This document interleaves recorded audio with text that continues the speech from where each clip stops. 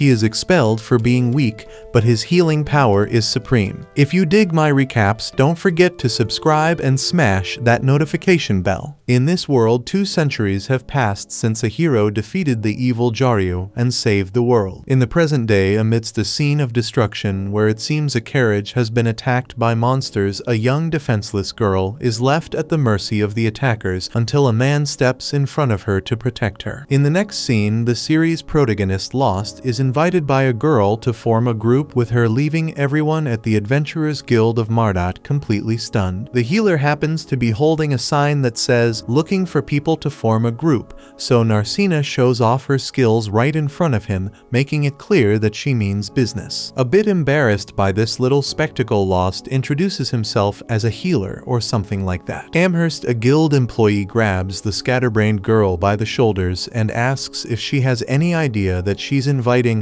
Lost the Useless to her group. According to her, this guy is only capable of using basic healing and nothing more. An orphan from the labyrinth, he's been an adventurer since childhood, but has yet to develop his skills to a higher level, making him a complete incompetent. As if that weren't enough, one day, a group called Lightning Blades recruited him as a member, but he was soon kicked out. For these reasons and more, this sorry excuse for a healer is known as the most useless guy in Mardat. Assuming Narcina isn't wealthy, Amherst quickly warns her that she'll go broke if she depends on this guy. Speaking of which, Narcina pulls out a bag of money and reassures her that she'll be fine, causing the guild worker to push her against the wall, warning her not to flash that kind of cash in a place crawling with shady characters like the ones lurking in the corners of this dive. Innocent Narcina thanks the woman for the advice, and seeing that the girl is new to all of this, Amherst offers to find a group of beginners for her. But Narcina tells her she made up her mind a long time ago to form a group with that man over there. With that said, the young girl approaches Lost again, leaving the guild worker intrigued by her persistence. Either way, Amherst hands them the registration form for group members, and while Lost signs it, Narcina gazes at him in admiration, thinking she's finally found the person she's been looking for. When the boy passes her the form to write her name, she jumps in surprise, having been so lost in thought. Once that's settled, Amherst asks for the service fee, which is paid by the healer. With that done, Narcina enthusiastically announces that the group is officially formed and extends her hand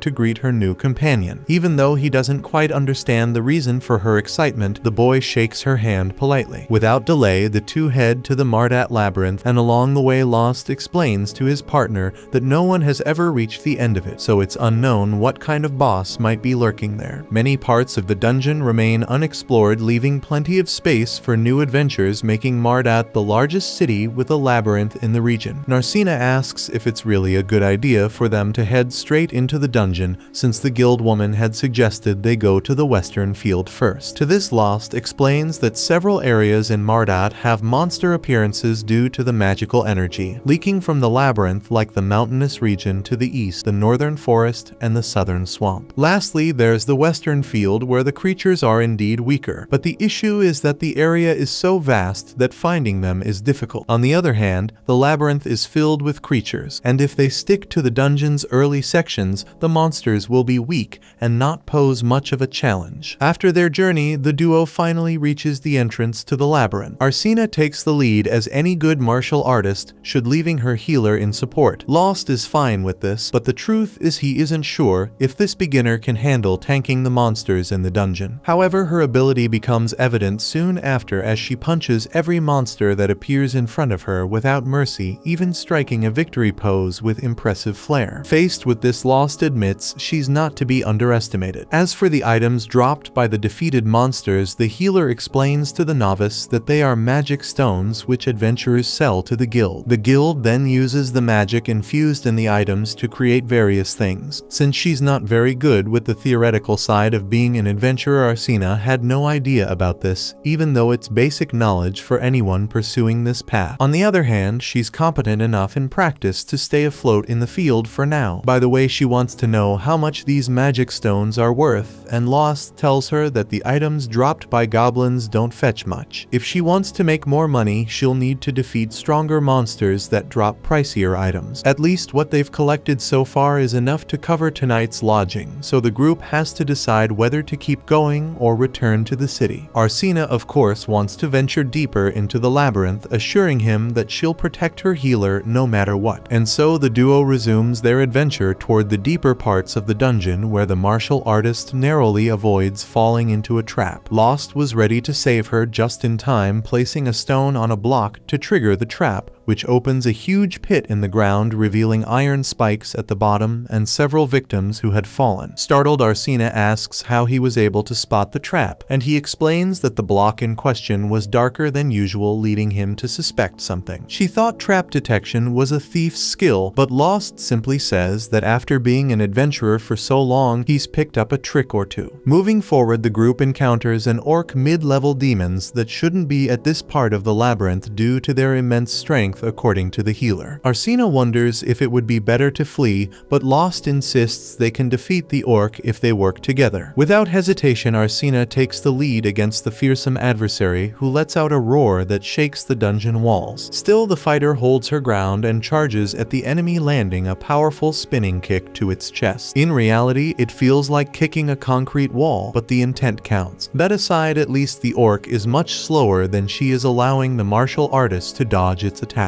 That is until the orc slams its club into the ground, sending shards of rock flying everywhere, one of which strikes Arsina's arm. Following that, the monster gains the upper hand and pins her against the wall, ready to deliver what seems to be the finishing blow. However, Lost steps in at the last second, defeating the orc with his own sword. Arsina watches the scene unfold as if her teammate were a true hero, saving her in the nick of time, which isn't far from the truth. Shocked, she asks if he's really just a healer. He plays the same card as before, explaining that he learned to fight after being an adventurer for quite some time. Putting that aside, he notices that Arsina's arm is injured from the shards and offers to heal it. Once that's done, they collect the magical stone left behind by the defeated orc, a much more valuable item than those dropped by the goblins. Even though they've already gathered quite a bit of wealth, Arsina wants to keep descending the labyrinth to face tougher challenges, and Lost doesn't object. By late afternoon, they return to the guild with a large haul of magical stones. Amherst can't believe they collected so many items just by venturing into the western field, especially with an orc stone among them. She accuses Lost of taking the rookie into the deeper levels of the labyrinth. Lost explains that the orc was at the labyrinth's entrance for reasons unknown to them, and the receptionist believes him since she's heard rumors that something strange is happening in the Mardat dungeon. However, being in a lower ranking position, she hasn't been informed of the details by her superiors. Setting the conversation aside, Amherst asks if they want to sell all the stones, and when Lost confirms, the receptionist beams with excitement and rushes to arrange their payment. Arsina doesn't understand why she's so happy, so Lost explains that guild employees earn a commission when adventurers under their management sell something to the guild. For this reason, Amherst makes it clear that the adventurers are doing her a huge favor, which is why she no longer seems upset that they disobeyed her order to head to the western field instead of the labyrinth. Since there's no use crying over spilled milk, the receptionist hands them their payment, a sum 10 times larger than what Lost was used to receiving on his previous expeditions. In other words, he's just realized that his old group, the Lightning Blades, had been cheating him all along. Arsina grumbles that the guild should ensure all group members receive their fair share for the work they've done, to which Amherst responds that they only mediate when the group pays the required fee. Lost decides to let it go as the Lightning Blades are in the past, and it's time for him to move on. With that, the team bids farewell to the guild employee, while a man upstairs named Handsome watches the healer as he leaves the establishment. A little later, while Amherst is gleefully counting her newly acquired coins as if she were a child receiving a birthday present, Handsome appears to scold her for placing Lost in a new group. She explains that she didn't recommend the healer to anyone. A girl named Arsina insisted on forming a group with him. Speaking of the protagonist, Lost takes his teammate to a tavern where they're warmly greeted by a young waitress who seems less than thrilled to see her friend accompanied by another girl. Afterward, he approaches Mary, the waitress's mother, to book a room, and the innkeeper asks if it'll be together or separate. Arsina feels a little anxious, but Lost doesn't hesitate to say they'll take separate rooms. Hearing this, the martial artist quietly admits to herself that she would have preferred sharing the room. Either way, they head to their respective quarters and wish each other a good night. As she lies in bed, Arsina recalls her childhood when her carriage overturned on the road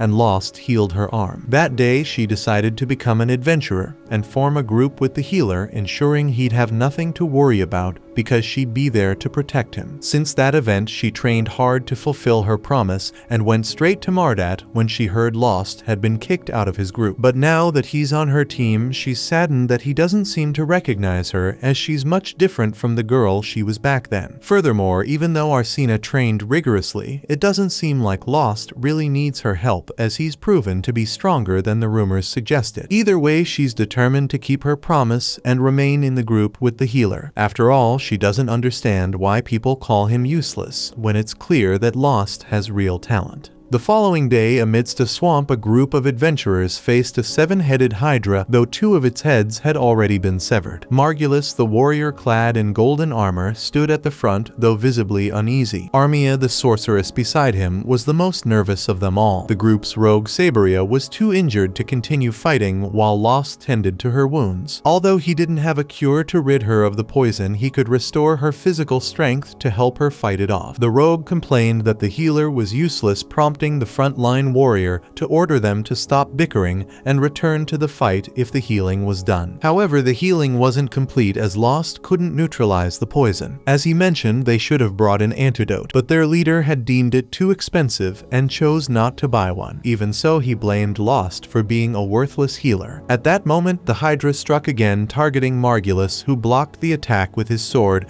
and shouted for Armia to cast a spell. Armia launched a fireball, but it barely scratched the beast. Frustrated with his allies, the warrior declared them all useless. Unwilling to face the mission alone, he decided to retreat, abandoning his companions. Armia followed Margulis, while Lost carried Saberia in his arms and also retreated. In the next scene, we are taken back to the moment when Margulis expelled Lost from the group Lightning Blades. Saberia accused the healer of being the reason they failed to defeat the Hydra, to which Lost argued that perhaps they were also to blame, given they were so excited that they stayed up all night and weren't at their best during the fight. Margulis asked if Lost was implying the fault lay with them, though that wasn't exactly what Lost had said. Saberia added that they should ask Armia whose fault it was. Feeling intimidated, the innocent sorceress glanced at the group leader and, pointing her finger at Lost, placed the blame on him. At that moment, Lost awoke from the dream, a bead of sweat on his forehead, realizing that if he was dreaming about it, it must have bothered him more than he thought. In fact, something similar had happened 6 years earlier. At that time, he was already known as Lost the Useless, but he still aspired to become a top-tier adventurer. It was during this period that another group reached out to him, but the truth was they didn't want a healer, they wanted live bait to distract the monsters. For a labyrinth orphan like Lost, this kind of treatment was all too common. What he didn't expect, however, was that the monsters would turn on the group that caused all the trouble and wipe them out. Upon leaving the dungeon, Lost was left traumatized, never having been acknowledged as a true adventurer. On that day, he came across an overturned carriage in the middle of the road surrounded by armed goblins. In the chaos, there was a defenseless girl, and the young man rushed to her aid without thinking. Even today, he doesn't quite understand why he made that impulsive decision. He just went. Maybe it was because the life of a labyrinth orphan didn't hold much value, but if he could trade his life to save that girl, then his death wouldn't be in vain. Perhaps that was what he was thinking. During the fight, however, he was struck on the head and knocked unconscious. Hours later, when night had fallen, he woke up beside the carriage girl along with knights of the order who had come to her rescue and finished the job. In other words, it wasn't Lost who saved her, the useless remained useless. Reflecting on this, the healer gave a brief accepting chuckle, but the girl who had been saved thanked him for his help, because without him the knights wouldn't have arrived in time. Embarrassed, Lost didn't know how to respond, so he healed a wound on the girl's arm. In his words, that was all he could do do. He then shared the story of how he ended up there, explaining how his former companions had thrown him to the wolves. The girl was horrified by their cruelty and began to cry at the heartlessness of those people. It was at that moment she decided that when she grew up she would become an adventurer and promised to form a party with the healer. Despite this, after the girl's departure, Lost reflected that she was a noble's daughter and had no real chance of becoming an adventurer. Even though he didn't harbor any illusions about it, her words still encouraged him, and he resolved to become an adventurer once more. With that in mind, Lost began training hard and found a mentor to guide him, continuing as a healer, but also developing a variety of other adventurous skills. As time passed, he encountered the members of the Lightning Blades and joined their group. Considering all this, it made sense that Lost would dream about that event. If he hadn't heard that young girl's words, perhaps he would have given up on being an adventurer for good, and he also wouldn't have met Narcina. Speaking of her, the woman knocked on the healer's door at that very moment, asking if he was still awake. When Lost opened the door, she invited him to have breakfast with her, and so the two set off together to share a meal. Later on, they returned to the dungeon and decided to venture deeper than they had last time. As they continued their journey, they eventually stumbled upon a teleportation circle. Lost explained that you don't find these in every labyrinth, so it seemed a mage had placed this one here shortly after the place was discovered, though not many details were known about it. Narcina wants to know if you can be transported to other places using something like this. Lost then explains that you would need another teleportation circle to exit, as it's only possible to enter through one and exit through another. Hearing this, Narcina thinks it would be much easier to build one in the city, but quickly realizes the city could end up filled with monsters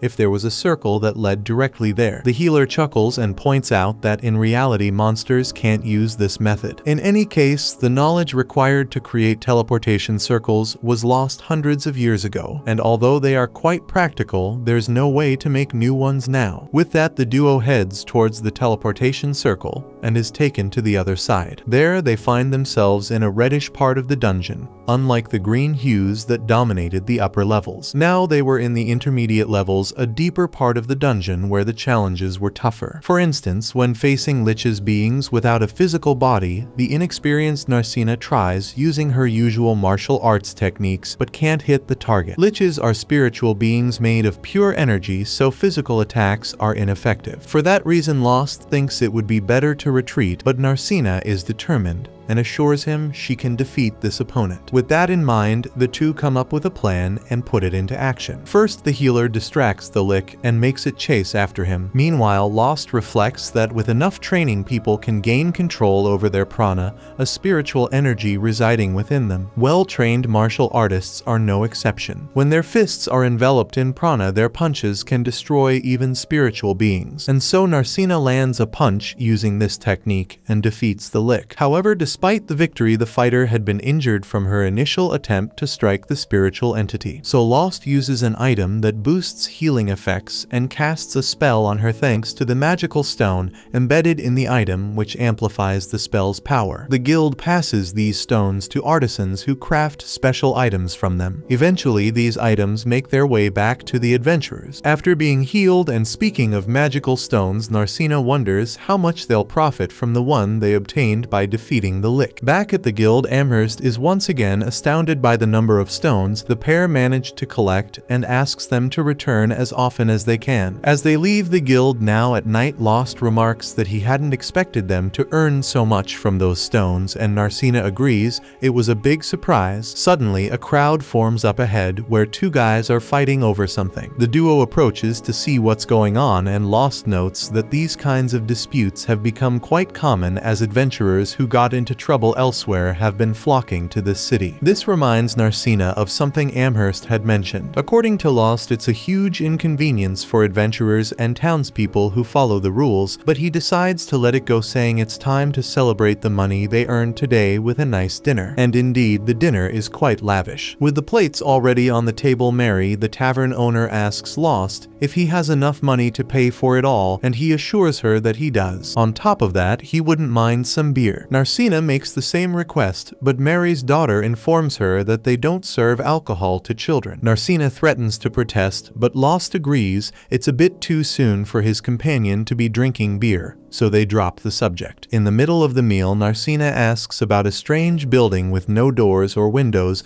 as there are several of them around the city, and she has no idea what they are. Lost admits he was curious about them too, and was surprised to find out that even the workers who built them didn't know what they were for nor who ordered their construction. The workers said the project came from an agent who represented another agent, and so on. Faced with this, Narcina comments that whoever commissioned these buildings clearly didn't want to be identified. But Lost doesn't mind as long as it's not harming anyone, though he would have preferred they built a wall around the city instead of these odd structures. Narcina agrees, as the city might be vulnerable, especially since it doesn't even have a moat, but at the same time she likes being able to see far into the distance. Lost insists that this is bad in times of war, as it would be impossible to stop enemies from entering, but the girl isn't worried about invaders. Whatever shows up in Mardat, whether thieves or monsters, the adventurers of this city will be able to drive them out. Later, after returning home and saying their goodbyes, they each head to their rooms. Well, almost. Narcina briefly calls out to her companion to say something, but then changes her mind and pretends it was nothing. As she lies alone in her bed, she regrets not saying once again that she would have preferred to share a room with him. Meanwhile, Lost feels content to be part of a group again. Even though he believes he'll never meet that little girl again, he feels that thanks to Narcina, he'll be able to keep adventuring for a while longer. The next day, Margulis introduces the newest healer of the Lightning Blades named Lyra. She greets the rest of the group, but the other girls don't seem thrilled about the new member. Saberia won't even look at her, while Armia struggles to say anything at all. On the other hand, the leader is absolutely ecstatic, assuring everyone that now they'll be able to defeat the Hydra. Meanwhile, an old man sitting on a throne asks if the sleeping princess is in the city, and his subordinate informs him that she's joined a group with Lost. Short on time, the old man orders his subordinate to get rid of the useless healer. Far away in a dark territory shrouded in shadows and surrounded by dead trees, Margulis notices that the Hydra's severed heads still haven't regrown. With that in mind, he announces that he and Lyra will launch the attack, while Armia stays back to provide magical support, and Saberia should sneak around to catch the enemy off guard. Lyra, however, reminds him that she's a healer and shouldn't be on the front lines, which the leader finds odd because Lost always did. She finds it absurd to force a healing class into close combat, but the warrior explains that Lost usually charged in like a madman, though occasionally landing a good hit. Saberia adds that it was the healer himself who cut off the Hydra's heads, but the leader insists that Lyra stay in the rear due to her limitations, as he'll handle the front alone. Meanwhile, the protagonist and his partner return to the guild after another day of gathering to trade the items they acquired in today's expedition for money. Judging by the quality of their haul, Amherst assumes the group ventured back into the intermediate levels of the dungeon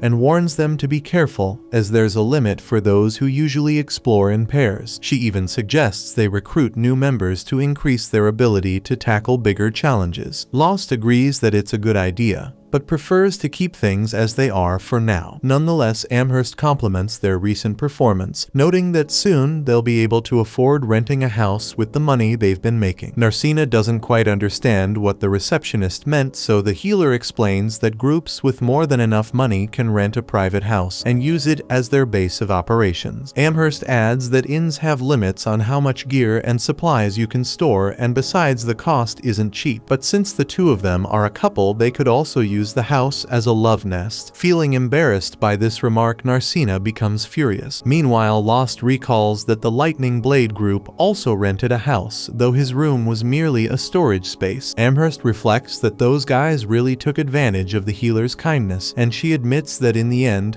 it was probably for the best that he got kicked out. As night falls and they return home, Margulis is seething with anger for failing to defeat the Hydra once again. While healing Armia, Lyra observes that the man is eager to take on the creature head-on despite not having the strength for it, forcing the warrior to swallow the harsh truth. At the same time, Saberia and Margulis admit that Lost wasn't as useless as they had thought. Despite everyone's complaints, he got the job done, and he never even realized that they were paying him less while he was part of the team. This leads Margulis to wonder why Lost had to leave, to which the rogue replies that it was the leader himself who kicked him out. Comically surprised, Margulis doesn't even remember doing so, but since it happened, he figures the reconciliation will be easy. All he has to do is go to the guild and tell the healer to come back, because they're the famous Lightning Blade group and no one in their right mind would turn down an invitation from him. Hours later, Armia wakes up to find Lyra asleep beside her, having stayed by her side until she couldn't keep her eyes open any longer. The mage gently calls out to the healer, who wakes and asks how she's feeling, to which Armia assures her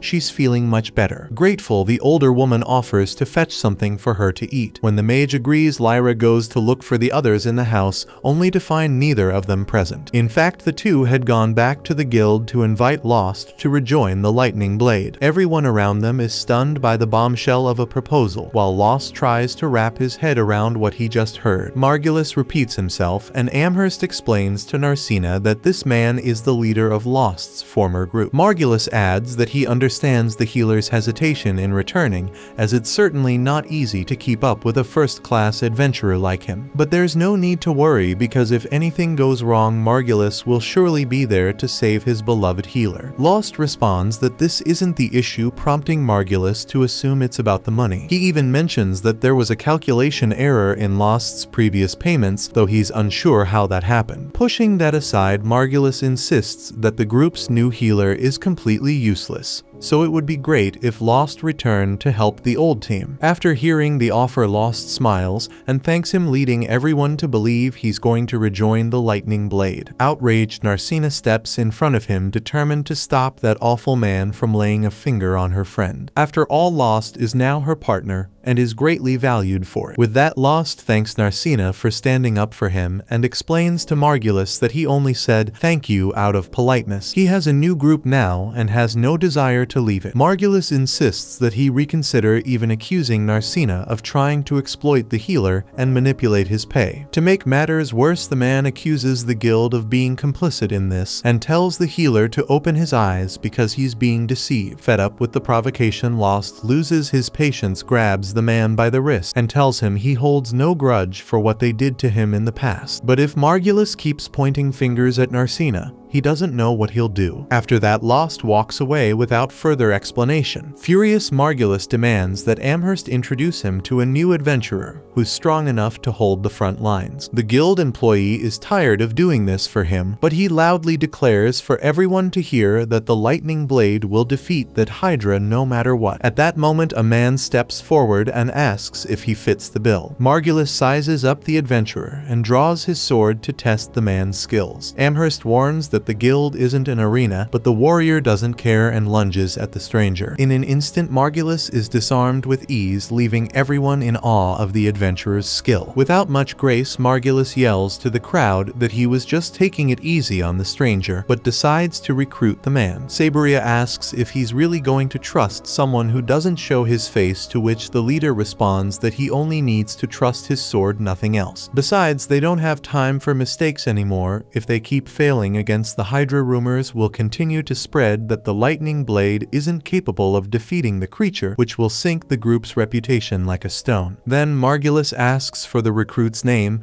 and he replies Shig, though he stumbles, correcting himself as if he made it up on the spot. Later on, Narcina hears someone knocking on the door and goes to see who it is, only to find that it was Sheila, the innkeeper's daughter, knocking on Lost's room. For a moment, Narcina feels like she's being deceived, but she convinces herself that Sheila wouldn't do such a thing. During this time, Lost shows up and Sheila informs him and Narcina that they have visitors. The pair heads downstairs and meets Lyra and Armia at one of the tables. First things first, Armia apologizes for everything and acknowledges that this isn't something she should be discussing with Lost, but she really needs help. Lyra explains that Margulis has hired a new warrior and is going after the Hydra once again, while the mage adds that now she realizes how strong Lost is, because if he hadn't cut off a few of the Hydra's heads, the entire group would have been wiped out. Speaking of which, she asks Lost to join them again, taking advantage of the Hydra still being weakened so they can finish it off once and for all. Faced with this new request for him to return to the lightning blade, Lost imagines that the mage doesn't know her leader made the same offer earlier. Narcina questions why Armia is so determined to help this group, considering she probably has a hard time dealing with Margulis as well. Armia admits that the guy is authoritarian, impulsive, and cowardly, not to mention rude, stubborn, vengeful, gluttonous, and greedy, and he never brushes his teeth. But even so, he's still her companion. At this, Narcina slams her hand on the table and asks what the hell Lost meant to her, because she always knew he was mistreated within the group,